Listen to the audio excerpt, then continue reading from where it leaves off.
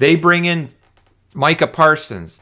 Vikings bring in Adam Thielen, who, I don't think he could outrun Gumby.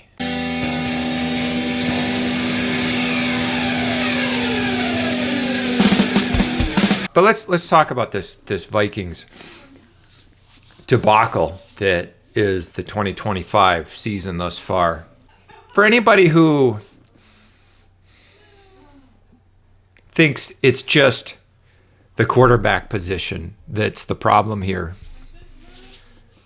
just imagine TJ Hawkinson trying to do this against the Eden Prairie High School JV team. I don't think he could do that against the Eden Prairie High School JV team. I don't know if he could do that against a Pop Warner team. That is the chasm in talent between the tight end for the Packers, can't remember his name, not going to look it up, and TJ Hawkinson. Remember his name. Wish I didn't. Wish I could erase it from my memory. Vikings have guys on their team who are so catastrophically awful, terrible, and or washed up beyond belief. But it is kind of annoying, people blaming the quarterback situation for everything that's happening here. Like, oh, well, they shouldn't be playing Carson Wentz. They should put McCarthy out there. Or, oh, they should have kept Darnold.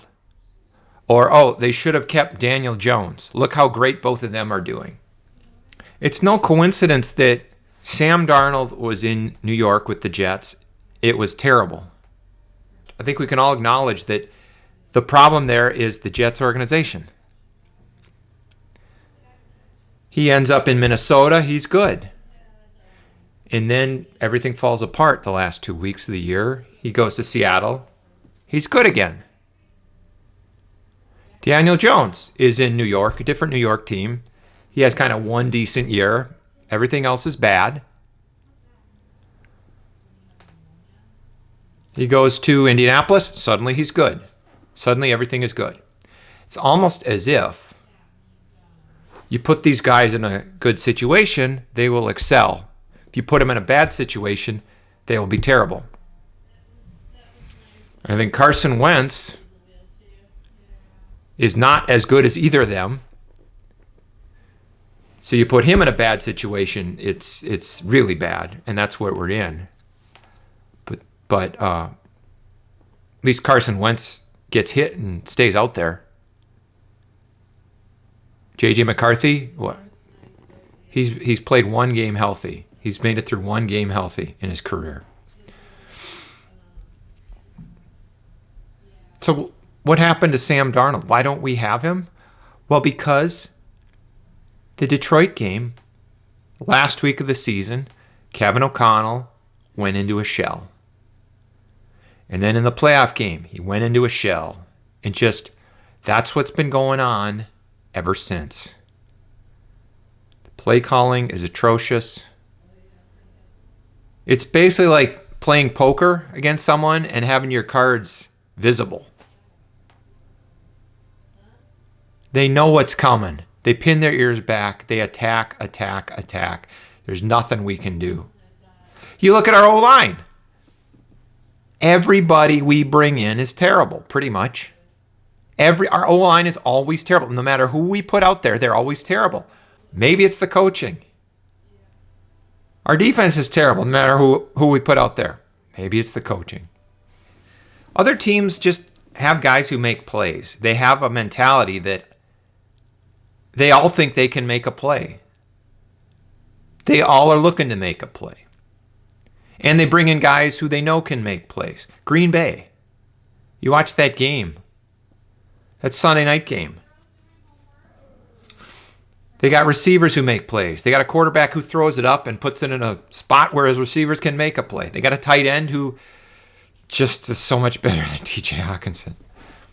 They bring in Micah Parsons, who's putting pressure on every play. They got this guy, Quay Walker, who's just got a hair across his butt all the time. You know, he's an instigator. He gets under your skin. He got under DK Metcalf's skin. DK Metcalf against us just takes a pass and runs to the house. Against Green Bay, they get in his head the way they get in Justin Jefferson's head. In prime time, Green Bay, everybody's making a play. They win big. At Pittsburgh. You watch Detroit. They got explosive guys on offensive defense. They're explosive. Guys get the ball. They get yards after the catch. Vikings get the ball. If they catch it, they get nothing after the catch. They run backwards sometimes. Negative yak. I think it goes back to actually a play in the preseason was the most telling play. It was, I think, against the Titans. I think it was all the Vikings backups out there. But that's beside the point. This type of play happens almost every week where the receiver for the Titans catches the pass and just explodes down the sideline. Just like out of a cannon. To the house. Like DK Metcalf in Europe, taking it to the house. Like the Eagles receiver, taking it to the house.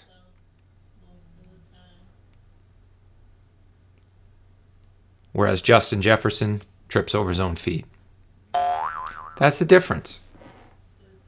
There's no explosive. They bring in Micah Parsons. Vikings bring in Adam Thielen, who, I don't think he could outrun Gumby. I mean, and everybody's excited. Oh, Adam Thielen's coming home. Well, Lottie frickin' da! These stupid homers. Adam Thielen. I think a lot of my friends are worried about me with this whole Vikings season. Like, are you going to survive? That's not what I'm worried about. What I'm worried about is my mother-in-law is in town now. And she's going to be staying with us for like 6 weeks. So watching Carson Wentz once a week pales in comparison.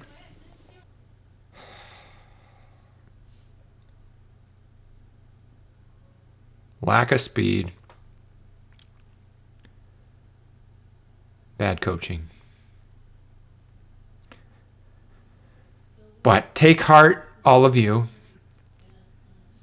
because you don't have to spend the next 6 weeks